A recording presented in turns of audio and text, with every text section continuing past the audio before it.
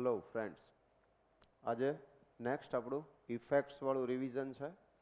તો ઇફેક્ટ્સની અંદર પ્લસ આઈ માઇનસ આઈ, સંસ્પંદન plus M minus M, એરોમેટિસિટી, hyper conjugation અને કાર્બોકેટાયન કાર્બેનાયનની સ્થિરતાને લગતા જે કંઈ પ્રશ્નો છે એ બધા પ્રશ્નોની આપણે ચર્ચા કરીશું. અહીંયા એક વસ્તુ આપણે અગાઉ ઘણી બધી વખત આનું રિવિઝન કરી ચૂક્યા છીએ, એટલે રિવિઝન જે આવશે એની અંદર પણ તમને જે એપ્લાઇડ પ્રશ્નો જે છે એની અંદર મુશ્કેલી છે એને ધ્યાનમાં રાખીને પ્રશ્નો વધારે લીધા છે અને કન્સેપ્ટ જે છે એને બહુ ઓછું કરી નાખ્યું છે. માઇનસ આઈ અસરની વાત કરીએ, પ્લસ આઈ માઇનસ આઈમાં, તો વિસ્થાપક સમૂહો કે જેમાં ઇલેક્ટ્રોન આકર્ષવાની ક્ષમતા હાઇડ્રોજન કરતાં વધુ હોય તેને માઇનસ આઈ અસર કહે છે. દાખલા તરીકે NO2 સમૂહ છે, સાઇનો છે, કાર્બોક્સિલિક એસિડ છે, એસ્ટર છે, એરાઇલોક્સી છે, આ બધા જ સમૂહો જે છે એ માઇનસ આઈ અસર દર્શાવે છે. એની પ્રબળતાનો ક્રમ જે છે એ આપણને આપેલો છે અને આ ક્રમ તમને વારંવાર યાદ રખાયો છે અને એ તમારે જ યાદ રાખવાનો છે, એનો કોઈ ઓલ્ટરનેટ નથી. ત્યાર પછી ખાસ CH2 ડબલ બોન્ડ CH અને CH ટ્રિપલ બોન્ડ C એ પણ માઇનસ આઈ અસર દર્શાવશે, કારણ કે એનો S ગુણધર્મ જે છે એ વધારે હોય નોર્મલ જે કાર્બન હશે sp3 એના કરતાં. પ્લસ આઈ અસરની વાત કરીએ તો વિસ્થાપક સમૂહો કે જેમાં ઇલેક્ટ્રોન આકર્ષવાની ક્ષમતા હાઇડ્રોજન કરતાં ઓછી હોય તેને પ્લસ આઈ અસર કહે છે. પ્લસ આઈ અસરની પ્રબળતાનો ક્રમ જોઈએ તો O માઇનસ, COO માઇનસ, પછી 3 ડિગ્રી એટલે ટર્શરી બ્યુટાઇલ છે, પછી આઇસોપ્રોપાઇલ છે, ઇથાઇલ છે અને પછી મિથાઇલ, આ રીતનો ક્રમ છે. અને એવી જ રીતે જો ચક્રીય બંધારણની વાત કરીએ તો સાયક્લોપ્રોપાઇલ, સાયક્લોબ્યુટાઇલ, સાયક્લોપેન્ટાઇલ, સાયક્લોહેક્ઝાઇલ, આ જે સમૂહો છે એ બધા પ્લસ આઈ અસર દર્શાવતા સમૂહો છે. સામાન્ય રીતે પ્લસ આઈ માટે એમ કહી શકાય કે જેમ જેમ કાર્બનની સંખ્યા વધતી જાય એમ પ્લસ આઈ અસર વધતી જાય. આપણે આઈ અસરની ઉપયોગિતા જોઈએ તો ઉર્જા અને સ્થિરતાને વ્યસ્ત ચલનનો સંબંધ છે, એટલે કે ઉર્જા વધે તો સ્થિરતા ઘટે એવું થાય. હવે કાર્બોકેટાયનની સ્થિરતાની વાત કરીએ તો કાર્બોકેટાયનની સ્થિરતા ચલે છે પ્લસ આઈ સમૂહોની સંખ્યા ના સમચલનમાં અને માઇનસ આઈ સમૂહોની સંખ્યાના વ્યસ્ત ચલનમાં છે. એટલે કે તમને જે કાર્બોકેટાયન આપેલો છે તો એની આસપાસમાં પ્લસ આઈ સમૂહ છે કે માઇનસ આઈ એ તમારે નક્કી કરવાનું છે. એટલે કે સમૂહને જોઈ અને તમારે એ નક્કી કરવું પડશે કે આપેલો સમૂહ પ્લસ આઈ છે કે માઇનસ આઈ છે. સ્થિરતાનો ક્રમ આપણે એક દર્શાવ્યો છે કે 3 ડિગ્રી છે, ટર્શરી બ્યુટાઇલ છે, તો એ ટર્શરી બ્યુટાઇલની અંદર 3 બાજુએથી મિથાઇલ સમૂહ જે છે એ બધા પ્લસ આઈ અસર દર્શાવશે અને પ્લસ આઈ અસરને કારણે ધન વીજભાર ઘટશે અને ધન વીજભાર ઘટે તો સ્થિરતા વધે. એ જ રીતે 3 ડિગ્રી પછી 2 ડિગ્રી આવશે, 2 ડિગ્રી પછી ઇથાઇલ આવશે 1 ડિગ્રી અને પછી મિથાઇલ સમૂહ આવશે. તો કાર્બોકેટાયનની સ્થિરતાનો ક્રમ જે છે એ કંઈક આવો થશે. કાર્બેનાયનની સ્થિરતાનો ક્રમ છે તો એ કાર્બોકેટાયન વાળા કરતાં ઉલટો આવશે કે જેમાં માઇનસ આઈ સમૂહોની સંખ્યા જે છે એના સમચલનમાં આવશે અને પ્લસ આઈ સમૂહોની સંખ્યાના વ્યસ્ત ચલનમાં આવશે. ઉદાહરણ તરીકે લઈએ તો 3 degree less than 2 degree less than 1 degree એવું કહી શકાય. મહત્તમ સ્થિર કાર્બોકેટાયન, આપણને આ પ્રકારે કોઈ કાર્બોકેટાયન આપેલા છે તો કાર્બોકેટાયન જે છે, હવે જુઓ તમે અહીંયા કેવી રીતે નક્કી કરવાનું, તો કે કાર્બોકેટાયનની સ્થિરતા કીધી છે અથવા તો માત્ર સ્થિરતા કીધી છે પણ ધન વીજભાર આપ્યો છે, તો તમારે એ સમજી જવું પડે કે આપણે હવે આ ધન વીજભારની આસપાસમાં કેવા પ્રકારના સમૂહો છે એને આપણે જોઈએ. કોન્જ્યુગેશન છે કે કેમ એ જોઈએ, પ્લસ એમ છે, માઇનસ એમ છે, એરોમેટિસિટી છે, હાઇપર કોન્જ્યુગેશન છે, શું લાગુ કરી શકાય એમ છે, આ વસ્તુ આપણે જોવી પડે. જો અહીંયા આગળ આપણે વાત કરીએ તો અહીંયા આગળ મિથાઇલ જે છે એ મિથાઇલ પ્લસ આઈ અસર દર્શાવશે. અહીંયા આગળ BR આપેલું છે તો એ માઇનસ આઈ અસર દર્શાવશે. અહીંયા CL આપ્યું છે તો માઇનસ આઈ અસર દર્શાવશે અને F માઇનસ આઈ અસર દર્શાવશે.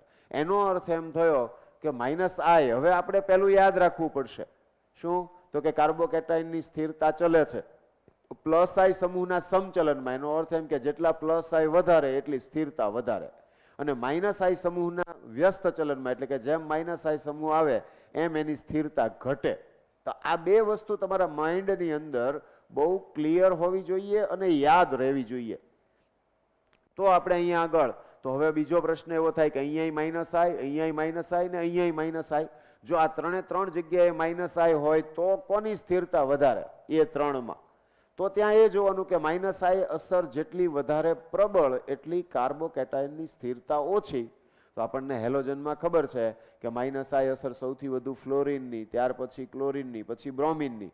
તો અહીંયા તો સ્થિરતા જે છે એ વ્યસ્ત ચલનમાં છે. એનો અર્થ એમ થાય કે આની સ્થિરતા સૌથી ઓછી થશે, એના કરતાં વધુ સ્થાયી આ થશે, આના કરતાં વધુ સ્થાયી આ થશે, અને આના કરતાં વધુ સ્થાયી આ થશે, કારણ કે અહીંયા પ્લસ આઈ સમૂહ છે CH3. તો સ્થિરતાનો ક્રમ જે છે એ આ પ્રકારનો આવશે. મહત્તમ સ્થિર કાર્બેનાયન, તો અગેન કાર્બેનાયન આવ્યું. કાર્બેનાયન આવે એટલે મારા માઇન્ડની અંદર બહુ ક્લિયર આવી જવું જોઈએ કે કાર્બેનાયનની સ્થિરતા ચલે છે. તો માઇનસ આઈ સમૂહો જે છે એ માઇનસ આઈ સમૂહોના સમચલનમાં અને પ્લસ આઈના વ્યસ્ત ચલનમાં. તો અહીંયા આગળ માઇનસ જ્યાં છે એની સાથે જોડાયેલા સમૂહને હું જોઉં કે આ માઇનસ આઈ વાળો સમૂહ, માઇનસ વીજભાર છે તો એની સાથે જોડાયેલો સમૂહ NO2. તો NO2 એ કેવો છે? માઇનસ આઈ અસર ધરાવતો સમૂહ છે. CN પણ માઇનસ આઈ અસર ધરાવતો સમૂહ છે. COOH પણ માઇનસ આઈ અસર ધરાવતો સમૂહ છે, અને F પણ માઇનસ આઈ અસર ધરાવતો સમૂહ છે. તો હવે તમને માઇનસ આઈ અસરની પ્રબળતાનો ક્રમ ખબર હોવો જોઈએ. જેટલી માઇનસ આઈ અસરની પ્રબળતા વધારે એટલી માઇનસ આઈ અસર વધુ લાગે, જેટલી માઇનસ આઈ અસર વધુ લાગે એટલી સ્થિરતા વધુ હોય. તો હવે અહીંયા તમારો ક્રમ જે છે એ તમને યાદ હોવો જોઈએ, તો તમે એ આસાનીથી કહી શકો. સૌથી વધુ NO2 છે, ત્યાર પછી CN, COOH ને F. હવે જરા વાત કરીએ, આગળ વધીએ પ્લસ આઈ માઇનસ આઈ થી. પહેલા આપણે કન્સેપ્ટની વાત કરી રહ્યા છીએ. તો અલગ અલગ પ્રકારની, હવે સંસ્પંદનની વાત કરીએ તો સંસ્પંદનની અંદર અલગ અલગ પ્રકારની પ્રણાલીઓ કે જેમાં સંસ્પંદન થાય.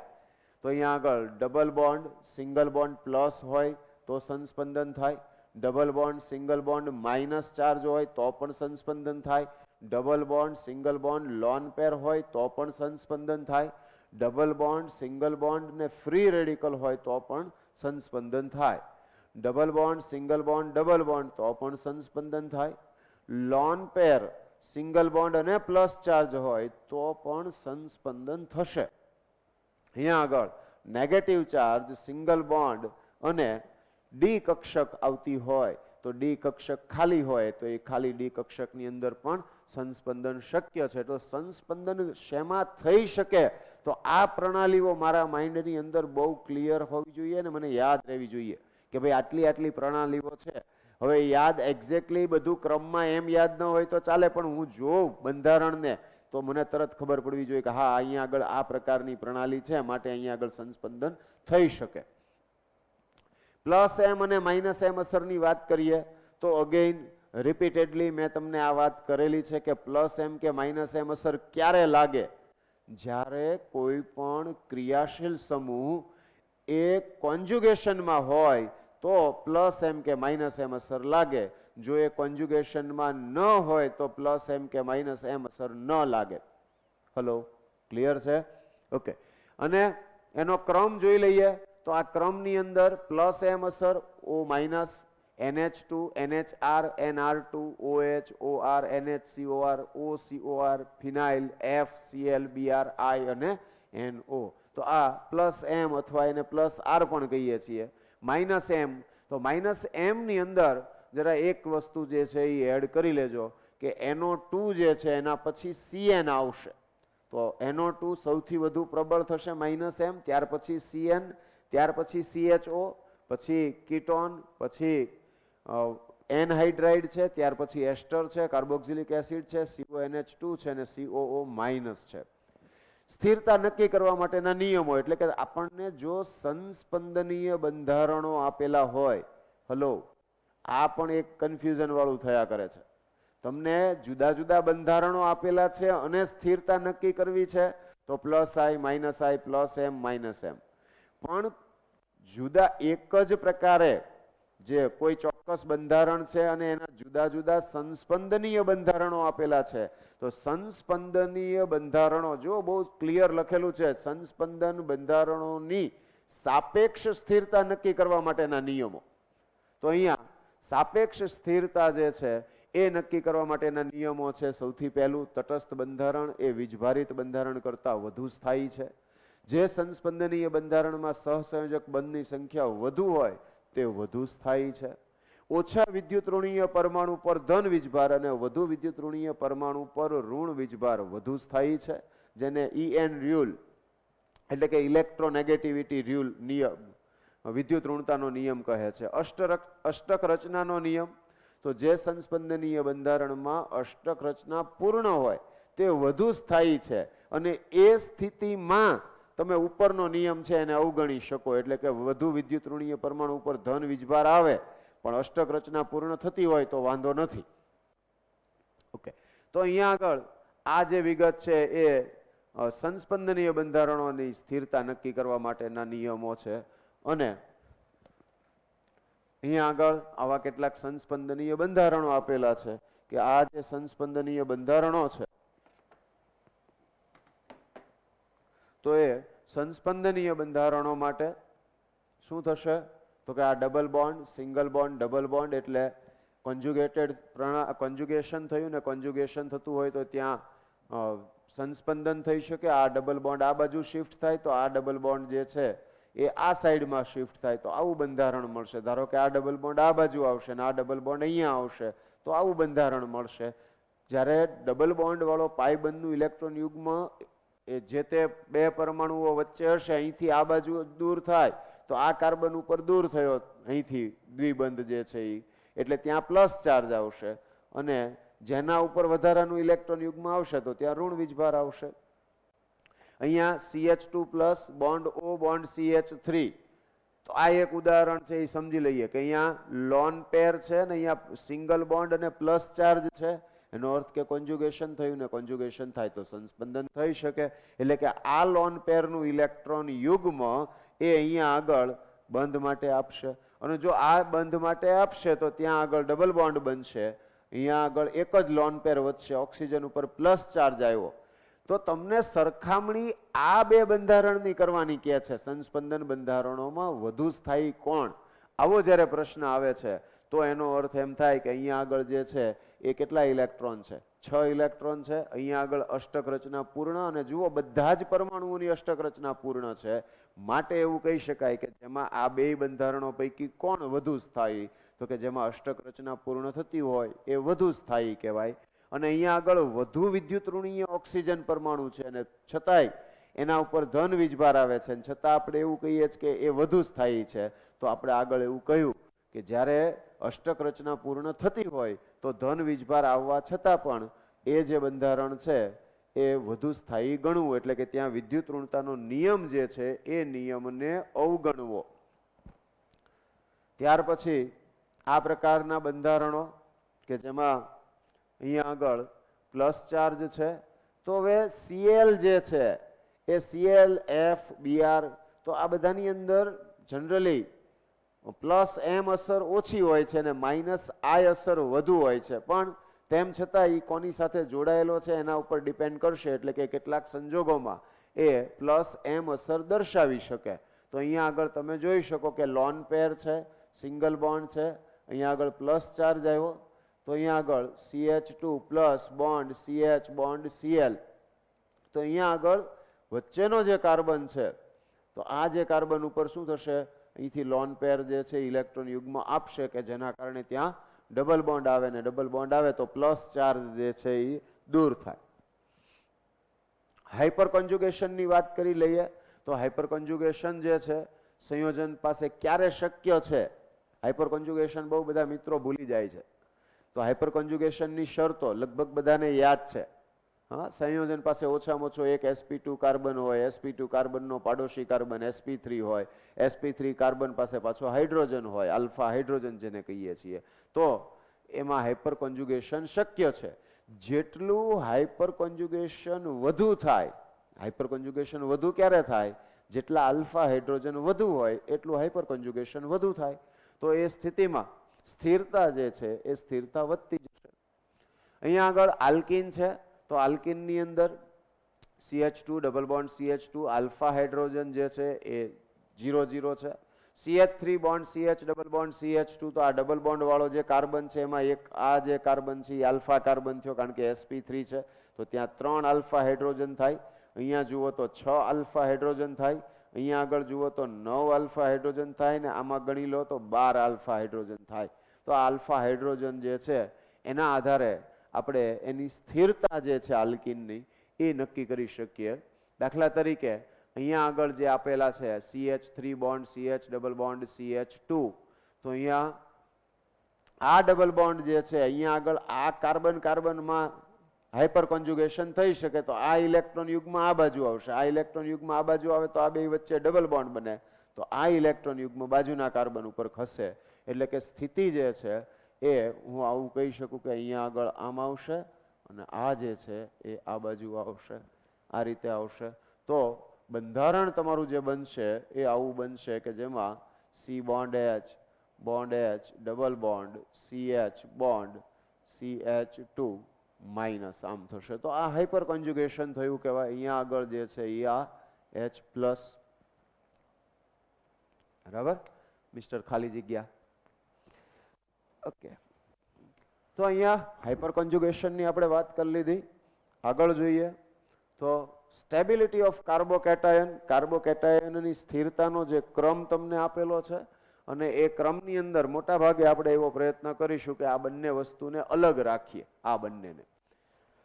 એટલે કે ટ્રાયફિનાઇલ મિથાઇલ કાર્બોકેટાયન, પછી ડાયફિનાઇલ મિથાઇલ કાર્બોકેટાયન, ત્યાર પછી ટર્શરી બ્યુટાઇલ. આપણે અહીંયા આગળ આ જે છે એમાં થોડું ધ્યાન આપજો કે આ ટર્શરી બ્યુટાઇલ કાર્બોકેટાયન બેન્ઝાઇલ કાર્બોકેટાયનની પહેલા આવશે.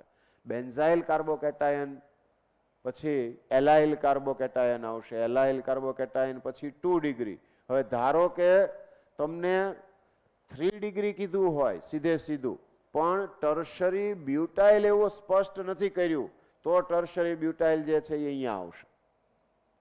ખ્યાલ આવે છે? ટર્શરી બ્યુટાઇલ તમને મેં વિગતે સમજાવ્યું હતું કે 9 આલ્ફા હાઇડ્રોજન જે હોય એ 9 આલ્ફા હાઇડ્રોજન માટે જ આપણે આ ફેરફાર લઈએ છીએ. 9 થી ઓછા આલ્ફા હાઇડ્રોજન હોય અને 3 ડિગ્રી હોય તો એની સ્થિરતા બેન્ઝાઇલ કરતાં તો ઓછી જ થશે.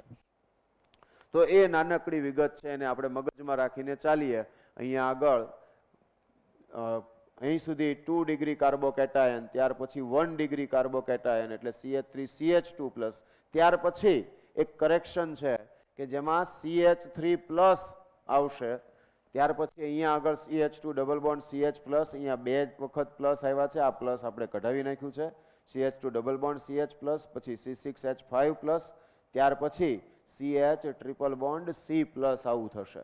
તો આ તમને 100% શ્યોર તમને જે કાર્બોકેટાયન છે એની સ્થિરતાનો ક્રમ મળી ગયો. ટ્રાયસાયક્લોપ્રોપાઇલ મિથાઇલ કાર્બોકેટાયન, ડાયસાયક્લોપ્રોપાઇલ મિથાઇલ કાર્બોકેટાયન અને સાયક્લોપ્રોપાઇલ મિથાઇલ કાર્બોકેટાયન આમ થશે. ત્યાર પછી હવે આપણે આ બધા જે કંઈ વિગતો જોઈ એને આપણે આની અંદર એપ્લાઇડની અંદર જોઈ લઈએ. તો એપ્લાઇડની અંદર આપેલામાંથી સૌથી સ્થાયી કાર્બોકેટાયન જણાવો. તો અહીંયા જે જુદા જુદા પ્રશ્નો છે, સ્થાયી કાર્બોકેટાયન આવે ને આ પ્રકારના બંધારણ છે એટલે બે પ્રકારના વિચારો છે એ આપણા મગજની અંદર દોડવા માંડે. પહેલો વિચાર જે છે એ સ્વાભાવિકપણે પ્લસ આઈ વાળો આવે કે જેમ પ્લસ આઈ અને પ્લસ આઈ છે તો કે સરે કીધું હતું પ્લસ આઈ એટલે જેમ કાર્બનની સંખ્યા વધતી જાય એટલે પ્લસ આઈ વધતી જાય. સાચું પણ છે, પણ સાથે એ જોવું પડશે કે કાર્બોકેટાયન છે તો પ્લસ આઈ થતું હશે, એની જોડે હાઇપર કોન્જુગેશન પણ થતું જ હોય. તો હાઇપર કોન્જુગેશન જે છે એની અસર એ પ્લસ આઈ કરતા વધારે હોય. તો તમને એ ક્રમ છે એ લખાવેલો છે કે એરોમેટિસિટી છે તો એની અસર સૌથી વધુ હોય એટલે સૌથી વધુ પ્રબળ છે. ત્યાર પછી એમ અસર છે એટલે કે પ્લસ એમ કે માઇનસ એમ. ત્યાર પછી જોવા જાવ તો સંસ્પંદન છે, રેઝોનન્સ એટલે આર તમે ખાલી કહી શકો. ત્યાર પછી જોવા જાવ તો હાઇપર કોન્જુગેશન છે ને ત્યાર પછી આઈ અસર છે. આમ પ્રબળતાનો ક્રમ છે એટલે કે કોની અસર વધારે થશે તો એ આવું છે. તો અહીંયા આગળ એ આપણે જોઈ શકીએ કે અહીંયા આગળ ભલે આ બાજુ 2 કાર્બન છે, અહીંયા આગળ લ્યો તો 1 2 3 4 5 કાર્બન છે. આમાં જોવા જાવ તો અહીંયા મિથાઇલ, પછી 1 2 3 4 5 6 ને 7 કાર્બન છે. તો પહેલી વસ્તુ તો એ કે આ એકમાત્ર કાર્બોકેટાયન છે જે 3 ડિગ્રી છે. હલો, ખ્યાલ આવે છે? અહીંયા આગળ જોવા જાવ તો 2 ડિગ્રી કાર્બોકેટાયન, આ લઈ લ્યો તો 1 ડિગ્રી કાર્બોકેટાયન, આ લઈ લ્યો તો 1 ડિગ્રી કાર્બોકેટાયન. એટલે એક સીધું સાદું જોવા જાવ તો એમ પણ આપણને ખબર પડી જાય કે 3 ડિગ્રી કાર્બોકેટાયન સૌથી વધુ સ્થાયી હોય. નંબર 1. નંબર 2, આમ જુઓ તો અહીંયા આગળ મિથાઇલ, અહીંયા મિથાઇલ અને અહીંયા CH2. આલ્ફા હાઇડ્રોજન કેટલા થયા મિત્રો? 3 3 6 ને 2 8. એટલે 8 આલ્ફા હાઇડ્રોજન છે. તો હાઇપર કોન્જુગેશન અને પ્લસ આઈ બેવને ભેગું કરો તો તમારો જવાબ જે છે એ આ રીતે આપણને મળશે. ઓકે, નેક્સ્ટ ક્વેશ્ચન જોઈએ. નીચેનામાંથી કયું આલ્કીન એ ઉદ્દીપકીય હાઇડ્રોજનેશન પરિસ્થિતિમાં H2 સાથે સૌથી ઝડપી પ્રક્રિયા આપશે? હવે અહીંયા આગળ હાઇડ્રોજનેશન પ્રક્રિયા છે અને સૌથી ઝડપી પ્રક્રિયા આપશે. તો અહીંયા સૌથી ઝડપી પ્રક્રિયા માટે તો કે C ડબલ બોન્ડ C કોની સાથે ઝડપથી પ્રક્રિયા કરશે? તો મિત્રો કોઈ પણ બંધારણ જે ઓછું સ્થાયી હોય ને એ પ્રક્રિયા ઝડપથી આપે. સ્થિરતા જેની ઓછી હોય એ ઝડપથી પ્રક્રિયા આપશે. આલ્કીનની વાત કરી છે તો આપણે આલ્ફા હાઇડ્રોજનના સંદર્ભમાં જોઈ જઈએ તો આપણને ઇઝીલી ખ્યાલ આવી જાય કે જેમાં આલ્ફા હાઇડ્રોજન જે છે એ સૌથી ઓછા હશે. બરાબર, તો એ સૌથી ઝડપથી પ્રક્રિયા આપશે.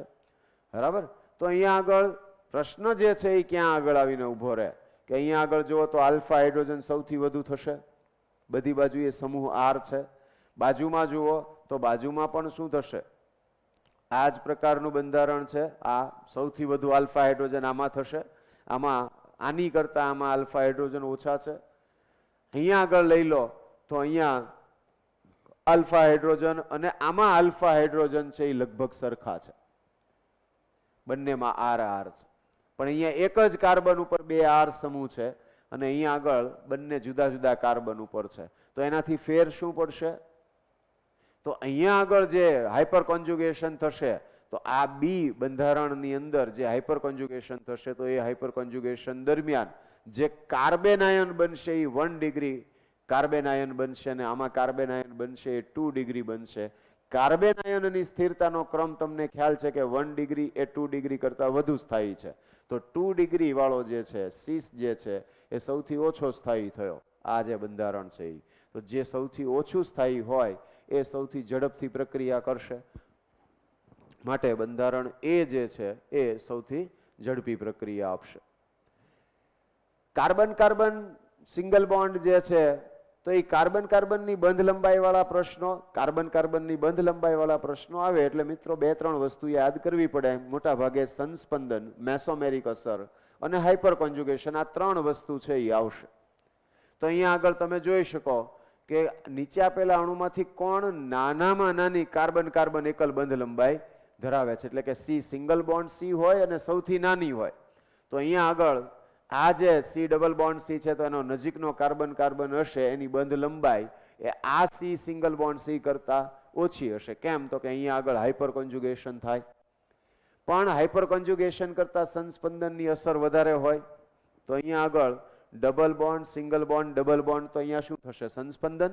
તો સંસ્પંદનને કારણે આની બંધ લંબાઈ જે છે એ ઘટે. આ બેયની વાત કરી લઈએ B અને C ની તો અહીંયા ડબલ સિંગલ ટ્રિપલ એટલે કોન્જુગેશન છે અને કોન્જુગેશન છે તો એનો અર્થ એવો થયો કે એમાં સંસ્પંદન થાય. ડબલ સિંગલ ડબલ અહીંયા પણ કોન્જુગેશન છે અને કોન્જુગેશન છે તો ત્યાં પણ સંસ્પંદન થાય. તો જ્યારે ક્રિયાશીલ સમૂહ હાજર હોય અને કોન્જુગેશન હોય તો મેં તમને કહ્યું છે કે મેસોમેરિક અસર દર્શાવે. કયા પ્રકારની આવશે? તો કે અહીંયા આગળ C ટ્રિપલ બોન્ડ N અને CHO છે તો બંને -m અસર દર્શાવે. -m અસરનો અર્થ એવો થાય કે ઇલેક્ટ્રોન યુગ્મને પોતાના તરફ આકર્ષે અથવા ખેંચે. એટલે આ ઇલેક્ટ્રોન યુગ્મ જે છે એ આ તરફ ખેંચાશે તો આ ઇલેક્ટ્રોન યુગ્મ પણ આ તરફ ખેંચાશે. એનો અર્થ એમ થયો કે પાછું ફરીથી તમારે એ જોવું પડશે કે -m અસર કોની વધારે? જેની -m અસર વધારે એ પ્રબળતાથી ઇલેક્ટ્રોન યુગ્મને પોતાની તરફ ખેંચે. અને બંધ લંબાઈ જે છે એ સૌથી ઓછી કોની હોય? C ટ્રિપલ બોન્ડ C ની. એનાથી વધારે C ડબલ બોન્ડ C ની. એનાથી વધારે C સિંગલ બોન્ડ C ની. એનો અર્થ એમ કે જ્યાં આગળ ડબલ બોન્ડ જે છે એ વધુ પ્રબળતાથી બને એની બંધ લંબાઈ ઘટશે. તો અહીંયા આગળ બંધારણ જે છે આ બી કે એમાં CN છે અને અહીંયા સી ની અંદર CHO છે, આ બંનેની -m અસર જે છે એની પ્રબળતાને સરખાવો તો અહીંયા CN છે એની -m અસર વધારે હોય એટલે પ્રબળતા જે છે એની વધારે થશે, માટે બંધ લંબાઈ આ જે કાર્બન કાર્બન હશે એની બંધ લંબાઈ સૌથી ઓછી થશે. એટલે અહીંયા આગળ બંધ લંબાઈ જે છે એ બી માં સૌથી ઓછી આવશે. ત્યાર પછી આપેલ કાર્બોકેટાયનની સ્થિરતાનો સાચો ક્રમ. તો કાર્બોકેટાયન છે, કાર્બોકેટાયનની સ્થિરતાનો ક્રમ જ્યારે જોતા હોઈએ ત્યારે કાં તો સંસ્પંદન છે એ જોવું જોઈએ, મેસોમેરિક અસર હોય તો એ જોવું જોઈએ, +I -I છે એ જોવું જોઈએ, હાઇપર કોન્જ્યુગેશન છે એ પણ જોઈએ. તો અહીંયા આગળ CH3 CH2 CH2 plus CH2 double bond CH bond CH2 plus CH2 double bond CH bond CH plus bond CH3 અને CH2 double bond CH plus CH3 twice આવું થશે. તો અહીંયા આગળ જેમાં તો કે સૌથી પહેલા અહીંયા માત્ર કઈ અસર કહેવાય? +I અને સાથે જોવા જાવ તો હાઇપર કોન્જ્યુગેશન આવતું હોય. અહીંયા આગળ જોવા જાવ તો કે આ એલાઇલ સમૂહ થયો, એલાઇલ કેટાયન થયો, ડબલ સિંગલ પ્લસ, તો સંસ્પંદન થશે તો સંસ્પંદન વડે સ્થિરતા તો હંમેશા +I કરતા તો સંસ્પંદન વાળી સ્થિરતા છે એ વધુ હોય, એટલે પહેલો ઓપ્શન તો શક્ય નથી. ત્યાર પછીનો ઓપ્શન જુઓ તો ત્યાર પછીના ઓપ્શનની અંદર પણ એવું જ છે. અહીંયા ભલે બરાબર આપ્યું છે ડબલ સિંગલ અને પ્લસ, પણ અહીંયા જુઓ +I અસર આવી અને એની પછીનામાં જુઓ તો કે અહીંયા આગળ ડબલ સિંગલ અને પ્લસ ચાર્જ છે ને પાછો CH3 ટ્વાઇસ છે, તો એનો અર્થ કે એ પણ શક્ય નથી. ઓપ્શન સી જે છે એ ઓપ્શન સી જુઓ તો ઓપ્શન સી ની અંદર CH2 double bond CH bond C plus CH3 twice. અહીંયા આગળ જે સી ઓપ્શન છે એની અંદર CH2 double bond CH bond C plus bond CH3 twice, એટલે આ રીતે થયું. એટલે કે અહીંયા ડબલ સિંગલ અને પ્લસ સંસ્પંદન વડે પણ સ્થિરતા મળે છે, આને આ બેયના હાઇપર કોન્જ્યુગેશન વડે પણ સ્થિરતા મળે છે અને આ બેયની +I વડે પણ સ્થિરતા મળે છે. +I અને હાઇપર કોન્જ્યુગેશન. તો એ રીતે ઓવરઓલ જોવા જાવ તો સૌથી વધુ સ્થાયી જે છે એ અહીંયા આગળ આ થશે. એની પછી કયું આવશે તો કે એની પછી જુઓ CH2 double bond CH bond C plus CH3, એટલે કે આ બાજુથી સંસ્પંદન અને અહીંથી +I અને હાઇપર કોન્જ્યુગેશન, પણ એ આના કરતાં થોડુંક ઓછું છે. ત્યાર પછી આવશે તો કયું આવશે? CH2 double bond CH bond CH2 plus થશે, ડબલ સિંગલ અને પ્લસ ચાર્જ છે તો સંસ્પંદન વડે સ્થિરતા આવશે. અને પછી છેલ્લે આ જે આવશે કે CH3 CH2 CH2 પ્લસ, તો આ જે આવી એ સ્થિરતા જે આવી એ +I અને હાઇપર કોન્જ્યુગેશનને કારણે આવી, તો આ સૌથી ઓછો સ્થાયી થશે. તો આ જે ક્રમ આવશે એ કેવો થયો? સૌથી સાચો ક્રમ થયો. ત્યાર પછી મોનોથાયો કાર્બોનેટ. તો હવે આમાં તમે જુઓ તો આની અંદર એક તો કાર્બોનેટ આયન તમે યાદ કરો ને તો વાંધો ન આવે, બાકી આમનામ તમે વિચારવા જશો તો થોડીક મુશ્કેલી લાગશે. પણ કાર્બોનેટ આયન યાદ કરો તો કાર્બોનેટ આયન એટલે શું? તો કે CO3 -2 C double bond O minus અને બોન્ડ O માઇનસ, આવું થાય. તો શું લખ્યું છે હવે જુઓ? મોનોથાયો કાર્બોનેટ આયનનું શક્ય બંધારણ. તો મોનોથાયો આવે એટલે મેં તમને કહ્યું છે કે સલ્ફર આવે, તો અહીંયા એક ઓક્સિજનની જગ્યાએ સલ્ફર મૂકી દો. અહીંયા આગળ જ આપણે મૂકી દઈએ, અહીંયા ફેરફાર કરીને જુઓ તો આ શું થઈ ગયું? થઈ ગયું મોનોથાયો કાર્બોનેટ. કયું દેખાય છે? બરાબર છે. નેક્સ્ટ જોઈએ તો અહીંયા આગળ શું કહે છે? આ પ્રશ્નની અંદર તમારામાં ઇંગ્લિશમાં બરાબર છે, ગુજરાતીમાં આપણી ભૂલ આવી છે. મહત્તમ છપાઈ ગયું છે, ત્યાં ન્યૂનતમ આવશે. નીચેનામાંથી કયા અણુમાં ચક્રમાં પાઈ ઇલેક્ટ્રોનની ઘનતા ન્યૂનતમ હશે? આવું આવવું જોઈએ. તો ન્યૂનતમ શું? તો કે માઇનસ એમ અસર બેન્ઝીન રિંગ વાળા સાથે જ્યારે પણ માઇનસ એમ અસર વાળો કોઈ પણ સમૂહ જોડાશે ત્યારે બે વાક્યો આવશે. એક એ પાઈ ઇલેક્ટ્રોનની ઘનતામાં ઘટાડો કરે છે, અથવા એવું પણ વાક્ય આવી શકે કે બેન્ઝીનની ક્રિયાશીલતા ઘટાડે છે. કારણ કે બેન્ઝીનની ક્રિયાશીલતા તો વધે કે જો એના 6 પાઈ ઇલેક્ટ્રોનનું વાદળ જે છે એની પ્રબળતા વધે, એટલે કે પાઈ ઇલેક્ટ્રોનની ઘનતા વધે તો એની ક્રિયાશીલતા વધે. અહીંયા આગળ NO2 એ માઇનસ એમ અસર દર્શાવે, માઇનસ એમ અસર વાળો જે હશે એ તો ઇલેક્ટ્રોનને પોતાની તરફ ખેંચશે, તો ઇલેક્ટ્રોનને પોતાની તરફ ખેંચશે તો એના પાઈ ઇલેક્ટ્રોનની ઘનતા ઘટશે, તો ક્રિયાશીલતા ઘટે એમ પણ કહી શકાય અને ઘનતા ઘટે છે એમ પણ કહી શકાય. તો પાઈ ઇલેક્ટ્રોનની ઘનતા ન્યૂનતમ શેમાં હોય? માઇનસ એમ અસર વાળા સમૂહ જેમાં હોય, અને માઇનસ આઈ પણ એ જ કાર્ય કરે, પણ પ્રબળતા માઇનસ એમ કરતા ઓછી હોય. તો અહીંયા આગળ અહીંયા એક નાઇટ્રો સમૂહ છે એટલે માઇનસ એમ સમૂહ છે NO2 એ. અહીંયા બી ની ઓપ્શનની અંદર OCH3 છે, તો OCH3 એ પ્લસ એમ અસર દર્શાવે, એટલે એ તો ઘનતા વધારે, ઇલેક્ટ્રોનની ઘનતા. અહીંયા NO2 એ ઇલેક્ટ્રોનને પોતાની તરફ આકર્ષે પણ NH2 આપે, NH2 પ્લસ એમ છે ને આ માઇનસ એમ છે.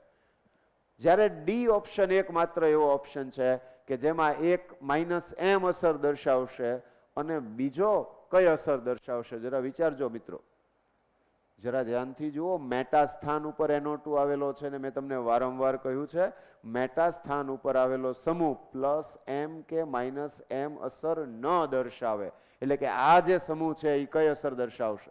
માઇનસ આઈ દર્શાવશે. તો માઇનસ એમ અને માઇનસ આઈ એ બંનેના કારણે શું થશે? તો કે ઇલેક્ટ્રોનની ઘનતા ઘટશે. તો એ રીતે જોવા જઈએ તો તમારો આન્સર જે છે એ આ થયો. ઓકે, ત્યાર પછી અહીંયા આગળ શું કહે છે? નીચેના પદાર્થોની સંસ્પંદન ઉર્જાનો સાચો ક્રમ. સંસ્પંદન ઉર્જા એ એવી ઉર્જા છે કે જેમાં આપણે એવું કહીએ છીએ કે સંસ્પંદન ઉર્જા જેટલી વધારે એટલી સ્થિરતા વધારે. સંસ્પંદન ઉર્જા એ શેમાં વધારે હશે? તો કે અહીંયા આગળ આ બધા લોન પેર વાળા એટલે કે પ્લસ એમ સમૂહો છે, ઇલેક્ટ્રોન દાતા. કયા? NH નો નાઇટ્રોજન ઉપર લોન પેર હોય. અહીંયા થાયોફિન જે છે તો એમાં તો એ ઓક્સિજન ઉપરના બે અબંધકારક છે, તો એના એ ઇલેક્ટ્રોન યુગ્મ આપશે. તો આ બંનેમાં પ્લસ એમ અસર NH વાળાની સૌથી વધારે છે. એનો અર્થ એમ કે આની સંસ્પંદન ઉર્જા છે એ સૌથી વધુ હશે. ત્યાર પછી આની સંસ્પંદન ઉર્જા આવશે અને પછી ત્રીજાની આવશે કે ત્રીજામાં આ NH જે છે એના ઉપર અબંધકારક ઇલેક્ટ્રોન યુગ્મ છે, પણ એ એરોમેટિક નથી. જ્યારે આ બંને બંધારણો જે છે એ એરોમેટિક થશે, લોન પેર આપશે એના કારણે, એટલે કે પ્લસ એમ અસરના કારણે એરોમેટિક થાય છે. તો તમારો આન્સર જે છે એ શું થઈ ગયો? 1, 2, 3. ઓકે, બરાબર. આ જે છે એ બંધારણ પાયરોલ છે અને અહીંયા જે છે એ ફ્યુરાન છે. ત્યાર પછી નીચેનામાંથી કઈ જોડ સંસ્પંદન બંધારણ દર્શાવતું નથી? તો સંસ્પંદન બંધારણ દર્શાવે છે કે નથી દર્શાવતું? તો એની અંદર મોટા ભાગે એકાદો ઓપ્શન એવો હશે નથી દર્શાવતું એવું જ્યારે આવે ત્યારે, કે જેમાં એક કોઈ પરમાણુનું સ્થાનાંતર. તો સંસ્પંદન વખતે આપણે એવું શીખેલા કે સંસ્પંદન દરમિયાન માત્ર પાઈ ઇલેક્ટ્રોન પોતાનું સ્થાન બદલે છે, કોઈ પરમાણુ પોતાનું કેન્દ્ર છોડીને જતો નથી, એટલે કે પરમાણુનું સ્થાન ન બદલાય. તો જો કોઈ એવું બંધારણ મળે કે જેમાં પરમાણુનું સ્થાન બદલાતું હોય તો એ તમારો જવાબ થઈ જાય. તો અહીંયા આગળ છેલ્લા ઓપ્શનમાં આપણે જોઈ શકીએ કે અહીંયા NH3 પ્લસ છે, જ્યારે એની પછીનું જે બંધારણ દર્શાવ્યું છે એની અંદર એક H પ્લસ છે એ આ બાજુ આવી ગયો છે, એટલે O બોન્ડ H બનાવ્યું છે, અને NH2 છે. તો આ જે બંને બંધારણો થયા એ સંસ્પંદનીય બંધારણ ન થયા. ઓકે, બાકીનામાં આપણે જોઈ લઈએ તો કે અહીંયા C triple bond N single bond O minus આવું છે, બરાબર. તો અહીંયા C ટ્રિપલ બોન્ડ N છે, તો એનું બીજું શું થઈ શકે? તો કે આ ઇલેક્ટ્રોન યુગમાં અહીંયા આવી જાય નાઇટ્રોજન ઉપર, તો એ ત્યાં લોન પેર થઈ ગઈ. તો સિંગલ બોન્ડ O એટલે C double bond N bond O minus, તો કે આવું શક્ય છે, બરાબર. આ એક પ્રકારનું સંસ્પંદન થયું. અહીંયા આગળ શું થયું? CH2 double bond N plus bond O minus bond O minus. તો આ જે ડબલ બોન્ડ જે છે તો એ ડબલ બોન્ડનું ઇલેક્ટ્રોન યુગ્મ જે છે એ ક્યાં આવી જાય? CH2 માઇનસ ઉપર આવી જાય. તો અહીંયા O માઇનસ વાળું જે ઇલેક્ટ્રોન યુગ્મ છે અહીંયા આવ્યું તો અહીંયા ડબલ બોન્ડ બન્યો, તો આ ડબલ સિંગલ માઇનસ એવું થયું ને, એટલે આ ઇલેક્ટ્રોન યુગ્મ અહીંયા આવશે તો આ ઇલેક્ટ્રોન યુગ્મ અહીંયા આવશે, તો એ પણ સંસ્પંદનીય બંધારણ છે. અહીંયા આગળ જુઓ તો CH2 double bond N minus છે, તો માઇનસ વાળો શું કરશે, ઇલેક્ટ્રોન યુગ્મ આપે તો આ બે વચ્ચે ટ્રિપલ બોન્ડ બને, તો અહીંયા આગળથી ઇલેક્ટ્રોન યુગ્મ આ બાજુ આવી જશે તો CH2 માઇનસ બનશે, તો એ પણ સંસ્પંદનીય બંધારણ છે. નીચેનામાંથી કઈ જોડમાં જમણી બાજુનું બંધારણ સંસ્પંદન બંધારણમાં મુખ્ય યોગદાન આપે છે? તો જે બંધારણને કારણે સ્થિરતા વધતી હોય એ બંધારણ છે એ હંમેશા સંસ્પંદનીય બંધારણમાં વધુ યોગદાન આપે છે એવો અર્થ થાય એનો. તો CH3C double bond O bond OH, તો અહીંયા આગળ માત્ર શું છે, સંસ્પંદન છે, બરાબર. તો આ ઇલેક્ટ્રોન યુગ્મ આના ઉપર આવી જશે, લોન પેર છે અહીંયા આવી જશે, એટલે ડબલ બોન્ડ O. ત્યાર પછી CH2 double bond CH bond Cl અને CH2 minus bond CH double bond Cl plus. બંધારણ C ઉપર ધ્યાન કેન્દ્રિત કરો તો તમને એવો ખ્યાલ આવે કે આ જે બંધારણ છે એમાં જમણી બાજુનું આ જે બંધારણ બન્યું એમાં શું ફેર પડે છે, તો કે આ જે સાયક્લોપ્રોપાઇલ છે એના ઉપર ધન વીજભાર આવ્યો, અને ધન વીજભારને કારણે આ જે બંધારણ છે એ કેવું થઈ જશે, વધુ સ્થાયી થશે. તો એનો અર્થ એમ કે આ જે બંધારણ છે એ સંસ્પંદનની અંદર સૌથી વધુ ફાળો આપે છે. બાકી બધામાં એવું છે કે ડાબી બાજુ છે એ બધા તટસ્થ બંધારણ છે, જમણી બાજુ છે એ વીજભાર વાળા છે. તો જનરલી સામાન્ય રીતે એવું કહેવાય કે વીજભાર વાળા બંધારણો છે એ ઓછા સ્થાયી હોય વીજભાર રહિત બંધારણ કરતા. પણ અહીંયા આપણે એક માત્ર એટલા માટે કહી શકીએ કે અહીંયા આગળ શું બની જાય છે, આ એરોમેટિક બને છે.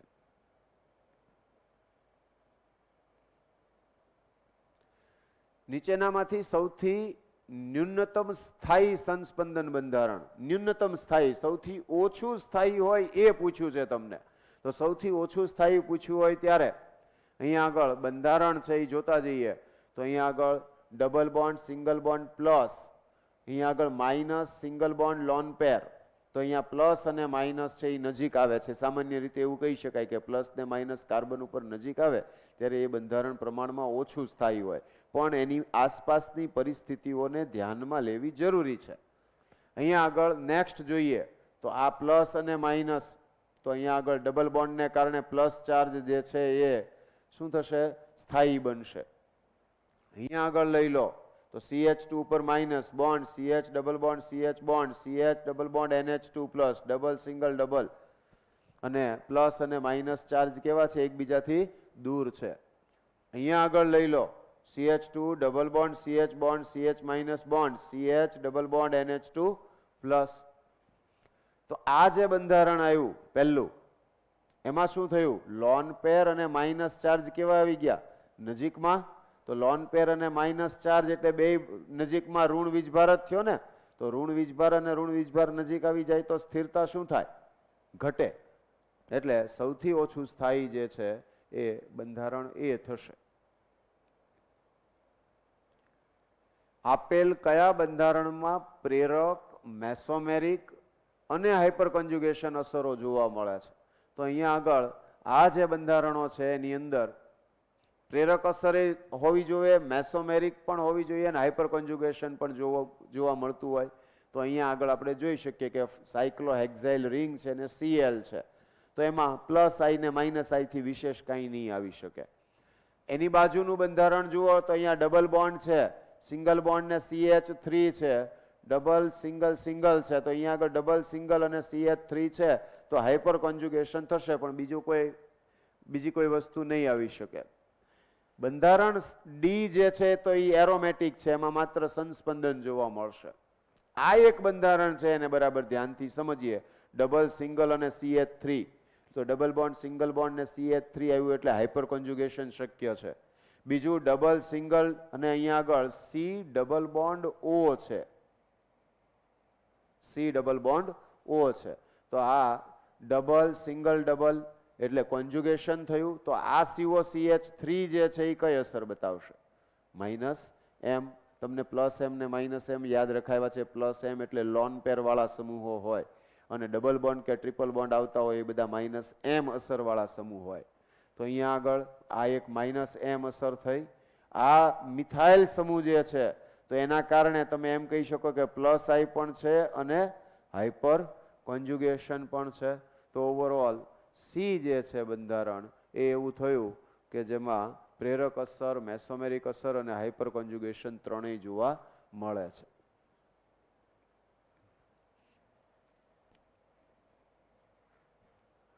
ત્યાર પછી સૌથી સ્થાયી ડાઇન જે છે એટલે કાં તો હાઇપર કોન્જ્યુગેશન જોવાનું હોય, કેટલીક વખત સિસ ટ્રાન્સ જોવાનું હોય. આ બંધારણની અંદર જોઈએ તો ડબલ સિંગલ ડબલ છે, પણ ડબલ સિંગલ ડબલ તમે જોઈ શકો કે દરેક જગ્યાએ છે, છેલ્લા બંધારણમાં નથી, આ ડીમાં એકમાં. એનો અર્થ એમ કે સૌથી પહેલું તો એને દૂર કરી દો, કારણ કે એ તો આવશે નહીં. જેમાં ડબલ સિંગલ ડબલ એટલે કોન્જ્યુગેશન થયું, કોન્જ્યુગેશન હોય તો સંસ્પંદન થાય ને સંસ્પંદનને કારણે સ્થિરતા વધે. પણ એ સિવાયની વિગતો જે જોવી પડશે તો એ વિગતોની અંદર સિસ અને ટ્રાન્સ છે એ જોવા પડશે. હવે બધામાં સરખું છે તો સિસ અને ટ્રાન્સ તો અહીંયા આગળ હું તમને એવું કહી શકું કે જે પહેલું બંધારણ છે તો એમાં એક હાઇડ્રોજન આમ આવશે તો બીજો હાઇડ્રોજન ક્યાં આવશે? આમ આવશે.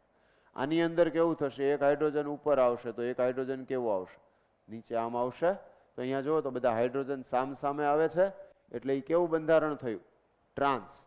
ઓકે, આ જે બંધારણ છે એમાં જુઓ તો બે હાઇડ્રોજન આમ લખાય, બરાબર, અને અહીંયા ડબલ બોન્ડ છે તો બે હાઇડ્રોજન અહીંયા આવે તો આ કેવું થયું? આઈ સિસ થયું અને આ પણ કેવું થાય? સિસ. પછી એની પછીનું જોઈએ, અહીંયા આગળ હાઇડ્રોજન અને આ હાઇડ્રોજન તો આ ટ્રાન્સફોર્મ થયું. પણ અહીંયા આગળ આ જે બંધારણ આવ્યું અહીંયા H અને H તો આ કેવું થઈ ગયું? સિસ. તો એક ટ્રાન્સ અને એક સિસ થયું. અને આ જે છે એમાં તો આપણે જોવાનું જ નથી જરૂર, બરાબર. તો A, B અને C તો બંને ટ્રાન્સ આવતા હોય એવું એકમાત્ર આ બંધારણ છે, બરાબર. એટલે એની અંદરથી સૌથી વધુ સ્થિરતા જે છે એ એની થશે ટ્રાન્સ અને ટ્રાન્સ વાળાની. ત્યાર પછી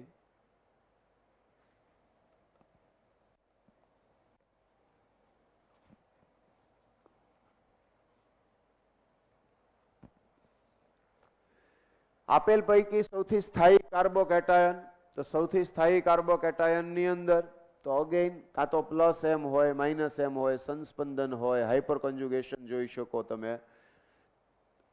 આમાં જોઈ લઈએ તો અહીંયા એક તો ડબલ સિંગલ પ્લસ. ઓકે, આટલું જ નથી, કોન્જ્યુગેશન જુઓ ધ્યાનથી, double single double single double, એટલે અહીંથી કોન્જ્યુગેશન શરૂ કરો તો છેક અહીં સુધી છે, એટલે સૌથી વધુ કોન્જ્યુગેશન થયું નંબર 1. ઓકે, એની બાજુમાં પાછો CH2 છે એટલે આના કારણે હાઇપર કોન્જ્યુગેશન પણ આવી શકે. એટલે double bond, single bond, double bond, single bond, double bond, single bond અને પ્લસ ચાર્જ. જેટલું કોન્જ્યુગેશન વધારે એટલી સ્થિરતા વધારે. અહીંયા જોઈ લઈએ તો અહીંયા આગળ બાજુનું બંધારણ B માં તો કે ડબલ, સિંગલ અને પ્લસ. ઓકે, કોન્જ્યુગેશન છે, સંસ્પંદન થશે, પણ આટલું જ થશે. અહીંયા બે સિંગલ બોન્ડ આવી ગયા, ત્યાં શક્ય નથી. અહીંયા જોઈ લો તો હા, અહીંયા આગળ છે શું છે? ડબલ, સિંગલ અને પ્લસ, તો આ કોન્જ્યુગેશન થઈ ગયું. પણ આ બાજુ કોન્જ્યુગેશન નથી એટલે આટલા પૂરતું જ કોન્જ્યુગેશન છે. અને બીજું કે અહીંયા આગળ CH2 છે હાઇપર કોન્જ્યુગેશન માટે, અહીંયા CH જ થશે હાઇપર કોન્જ્યુગેશન માટે, તો એમ પણ ફેર પડી જશે. આ જે બંધારણ છે તો એમાં તો કોઈ જગ્યાએ હાઇપર સંસ્પંદન થશે જ નહીં. તો સંસ્પંદન ન થતું હોય તો સૌથી ઓછું સ્થાયી હોય. તો સૌથી વધુ સ્થાયી કાર્બોકેટાયન જે છે એ કયું થઈ ગયું? પહેલું બંધારણ થઈ ગયું. આ ક્લિયર છે? આપેલ એનાયનની સ્થિરતાનો ક્રમ.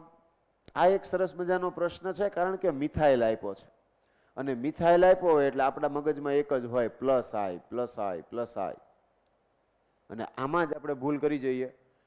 થાય પણ ખરું, પણ +I સિવાય પણ કંઈક વિચારી શકીએ ખરા? તો અહીંયા આગળ +I અસર જે છે તો એ +I અસર બેન્ઝીન રિંગ સાથે છે, માઇનસ ચાર્જ જે છે એ. તો આ ઋણ વીજભાર છે ને મિથાઇલ સમૂહ છે, તો અહીંયા આગળ આ ઓર્થોમાં, મેટામાં અને પેરામાં. તો તમને એ ખ્યાલ હોવો જોઈએ કે મેટાની અંદર જે આવશે ને માત્ર +I આવશે, પણ ઓર્થો અને પેરામાં જે આવશે એ શું આવશે? પ્લસ આઈ ની સાથે સાથે હાઇપર કોન્જ્યુગેશન પણ થાય. હલો, તો એ હાઇપર કોન્જ્યુગેશન થાય તો હાઇપર કોન્જ્યુગેશન વત્તા પ્લસ આઈ એમ જોવી પડશે હવે બાકીનામાં. તો જેમાં માત્ર પ્લસ આઈ ને કારણે ઋણ વીજભાર વધતો હશે એનું પ્રમાણ ઓછું હશે. તો અહીંયા માત્ર ક્યુ ની અંદર શું થાય? તો કે માત્ર પ્લસ આઈ લાગે. એનો અર્થ એમ કે ત્રણેયની અંદર સૌથી વધુ સ્થાયી માત્ર પ્લસ આઈ ને કારણે જે અસર હોય. સ્થિરતા તો ઘટે જ તે, પણ સૌથી વધુ શેમાં ઘટશે ને સૌથી ઓછી શેમાં ઘટશે એમ હવે જોવાનું થશે. એટલે ક્યુ જે છે એ સૌથી વધુ સ્થાયી થયું આપેલા ત્રણની અંદર. ઓકે, એની સિવાય તો કે પી અને આર, તો કે આમાંય હાઇપર કોન્જ્યુગેશન થાય, આમાંય હાઇપર કોન્જ્યુગેશન થાય. તો બંનેમાં હાઇપર કોન્જ્યુગેશન થાય તો પાછું જોવાનું કે પ્લસ આઈ કોની વધારે લાગે? તો કે એ ઓર્થોમાં વધારે લાગે. તો ઓર્થોની સ્થિરતા સૌથી ઓછી હોય, એના કરતાં પેરાવાળું વધુ સ્થાયી હોય, કારણ કે અંતર ઉપર આધાર રાખશે. તો અહીંયા આગળ તમારો આન્સર જે છે એ શું થઈ જાય? Q R P. ત્યાર પછી નીચેનામાંથી કયો પદાર્થ દ્વિધ્રુવ ચાક માત્રા ધરાવે છે? તો મિત્રો દ્વિધ્રુવ ચાક માત્રા જે છે એ વીજભાર આવતો હોય તો દ્વિધ્રુવ ચાક માત્રા એની હંમેશા વધારે હોય. તો અહીંયા આગળ તમને જે બંધારણો આપેલા છે એ બંધારણો પૈકી તમે અહીંયા બંધારણ એ જે છે તો એ બંધારણ એ ની અંદર શું થશે?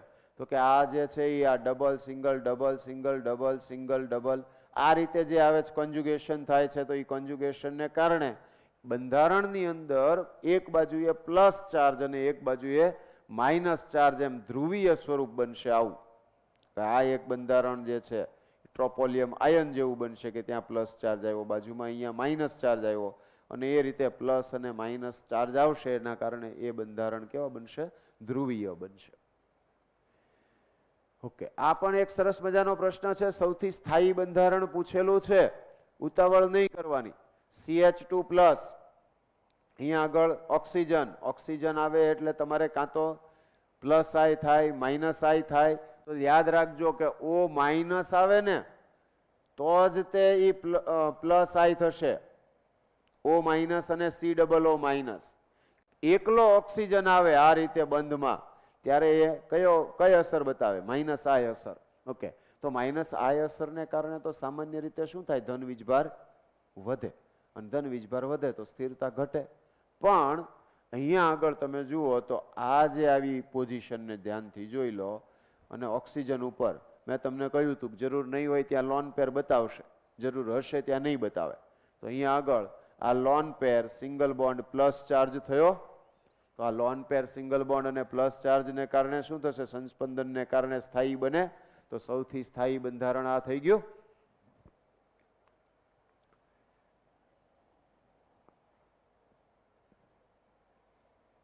ત્યાર પછી કયું સંયોજન NaHCO3 સાથેની પ્રક્રિયાથી CO2 મુક્ત કરી શકતું નથી? આમ તો આ આલ્કોહોલ ફિનોલ ઇથરની અંદર આપણે આગળ ભણીશું કે ફિનોલ જે છે એની એસિડિકતા ખૂબ ઓછી છે, અને એ એસિડિકતા ખૂબ ઓછી હોવાને કારણે NaHCO3 જેવા નિર્બળ બેઝ સાથે પ્રક્રિયા કરી અને CO2 વાયુ મુક્ત કરી શકતું નથી.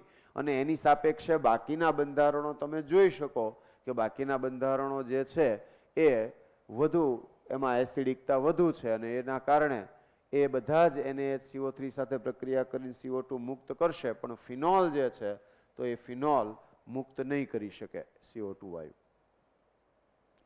કયું સંયોજન સોડિયમ ધાતુ સાથે પ્રક્રિયા કરતું નથી? પ્રક્રિયા કરતું નથી એવું પૂછ્યું છે. તો આમાં આપણે ધ્યાન રાખીએ કે નથી પૂછ્યું છે તો સામાન્ય રીતે શું થાય?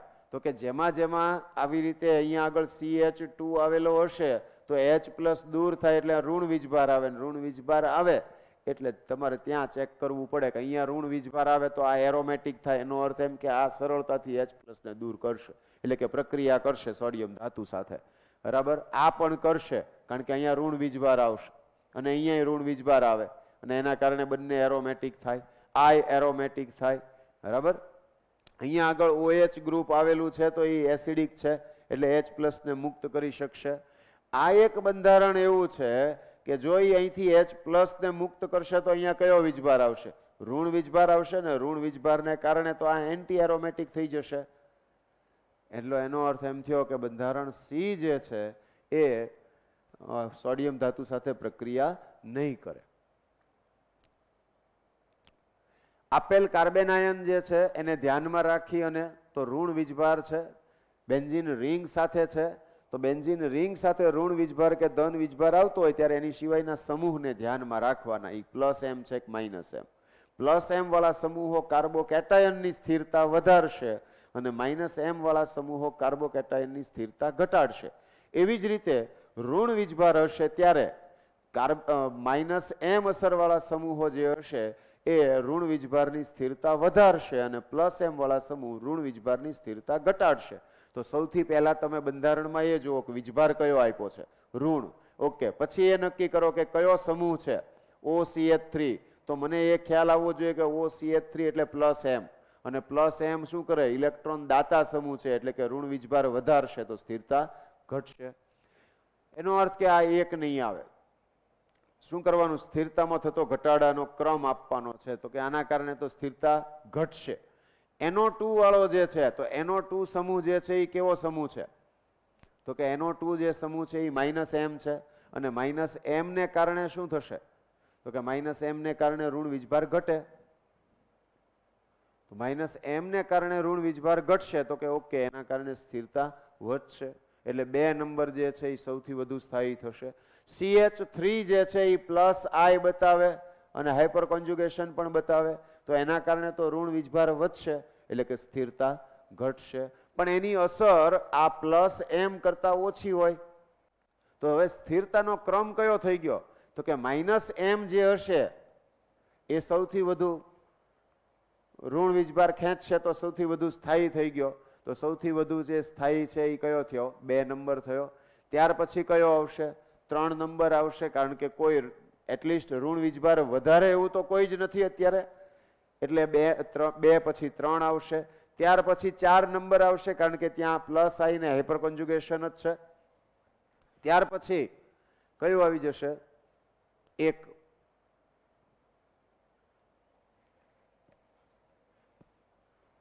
નીચેનામાંથી કયો પદાર્થ ડી કક્ષકીય સંસ્પંદન દર્શાવે છે. ડી કક્ષક જેમાં આવેલી હોય એ જ સંસ્પંદન ડી માં બતાવે. તો અહીંયા આગળ તમે જુઓ કે OH છે, બરાબર, ફિનોલ છે, અહીંયા આગળ PH3 ફોસ્ફરસ ઉપર પ્લસ ચાર્જ છે અને અહીંયા આગળ Cl છે. પણ આપણને ખ્યાલ છે કે હેલોજન છે એ પ્લસ એમ દર્શાવવા કરતા એ માઇનસ I અસર વધુ પ્રબળતાથી દર્શાવે છે, F અને Cl માટે પર્ટિક્યુલરલી. એટલે અહીંયા આગળ ફોસ્ફરસ પાસે ખાલી ડી કક્ષક હોય તો એ ડી કક્ષકની અંદર એમાં ઇલેક્ટ્રોન યુગ્મ સ્વીકારી અને ત્યાં સંસ્પંદન દર્શાવશે. એટલે તમારો જે આન્સર આવશે એ આ થશે. પ્લસ ચાર્જ વાળા છે તો સૌથી પહેલું મારું ધ્યાન એ જાય કે પ્લસ ચાર્જ છે, સ્થિરતાનો ક્રમ નક્કી કરવાનો છે. તો હું શું કરી શકું, તો કે પહેલા કયા સમૂહો જોડાયેલા છે, તો કે સરસ, બધામાં પેરા સ્થાન ઉપર જ છે. તો હવે પેરા સ્થાન ઉપર છે તો સમૂહ મારે નક્કી કરી નાખવાનો કે આ OH છે, તો OH એટલે કેવો સમૂહ, તો કે પ્લસ એમ. કેમ, તો કે 2 અબંધકારક હોય. NH2 કેવો સમૂહ, તો કે પ્લસ એમ. કેટલા અબંધકારક, 1. આ કેવો સમૂહ, તો કે પ્લસ I, બરાબર. અને Cl એટલે કેવો સમૂહ, તો કે માઇનસ I. મોટા ભાગે તો એ માઇનસ I જ બતાવે. તો અહીંયા આગળ આ પ્લસ એમ છે, પ્લસ એમ છે, પ્લસ I ને માઇનસ I. પ્લસ એમ ને કારણે શું થશે, તો કે ધન વીજભાર ઘટશે, સ્થિરતા વધશે. તો કે 2 પ્લસ એમ વાળા છે ભાઈ, નક્કી કરો કયો આવશે. કોની પ્લસ એમ અસર વધારે, અહીંયા તમને પ્રબળતાનો ક્રમ ખબર હોવો જોઈએ. તો અહીંયા NH2 જે છે તો એ NH2 ની પ્રબળતા OH કરતા વધારે, એટલે Q જે છે એ પહેલા આવશે. ત્યાર પછી કયો આવશે, P. ત્યાર પછી R અને S, QPRS. આવું થઈ ગયું. ક્લિયર છે. અહીંયા નેક્સ્ટ એના પછી નો જોઈએ તો ઓકે, ઋણ વીજભાર છે તો અગેઇન ઋણ વીજભાર હોય તો આપણે પાછા નક્કી કરીએ કે આ પ્લસ એમ છે, આ CHO એટલે કયો થાય, તો કે માઇનસ એમ છે, Cl એટલે તો કે માઇનસ I છે, અને આ કેવો છે, પ્લસ I છે. ઋણ વીજભાર છે તો કાર્બન આયન થયો, તો કાર્બન આયન ચલે છે તો કે માઇનસ I અને માઇનસ M, અને વ્યસ્ત ચલનમાં તો કે પ્લસ I ને પ્લસ M. નક્કી કરો એ પ્રમાણે. પ્લસ એમ ને કારણે ઋણ વીજભાર છે એ વધશે એટલે કે સ્થિરતા ઘટશે. માઇનસ એમ ને કારણે સ્થિરતા વધે તો સૌથી વધુ સ્થાયી જે છે આ માઇનસ આઈ છે અને આ પ્લસ આઈ છે એટલે કે માઇનસ એમ ને કારણે સ્થિરતા સૌથી વધુ હોય તો સૌથી પહેલો કયો આવી જશે? ક્યુ. ત્યાર પછી તો કે માઇનસ આઈ ને કારણે સ્થિરતા વધે એટલે કે આર આવશે. ત્યાર પછી પ્લસ આઈ અને પ્લસ એમ તો કે પ્લસ આઈ ની અસર ઓછી હોય તો કે એ આવશે એટલે ક્યુ આર એસ પી આવું થઈ જશે. નીચે આપેલા સંયોજનો જે છે તો એમાં કયા આલ્કિનની હાઇડ્રોજનેશન ઉર્જાનું મૂલ્ય સૌથી વધુ છે? તો અગેઇન આમાં પણ એ જ વાત આવશે કે જેની સ્થિરતા સૌથી ઓછી હશે એ સૌથી વધુ ઉર્જા મુક્ત કરશે. તો એ દ્રષ્ટિએ તમે અહીંયા જોઈ શકો તો આ જે બંધારણ છે અહીંયા આગળ તમે જુઓ તો હાઇપર કોન્જ્યુગેશન સૌથી વધુ થાય. અહીંયા આગળ જે છે એ અહીંયા ડબલ બોન્ડ જે છે તો ડબલ બોન્ડમાં હાઇપર કોન્જ્યુગેશન જોવા મળશે. બરાબર. અહીંયા ડબલ બોન્ડ જે છે એ આ રીતે આપેલો છે તો અહીંયા CH3 અને અહીંયા એક H હશે એના કારણે હાઇપર કોન્જ્યુગેશનથી થશે. અહીંયા હાઇપર કોન્જ્યુગેશન સૌથી ઓછું છે એટલે કે અહીંયા સ્થિરતા જે છે એ સૌથી ઓછી છે. જેમ સ્થિરતા ઓછી એમ હાઇડ્રોજનેશન ઉર્જાનું મૂલ્ય જે છે એ વધુ થશે. ઓકે, આ આપણે વિગતો છે એ જોઈ ગયા.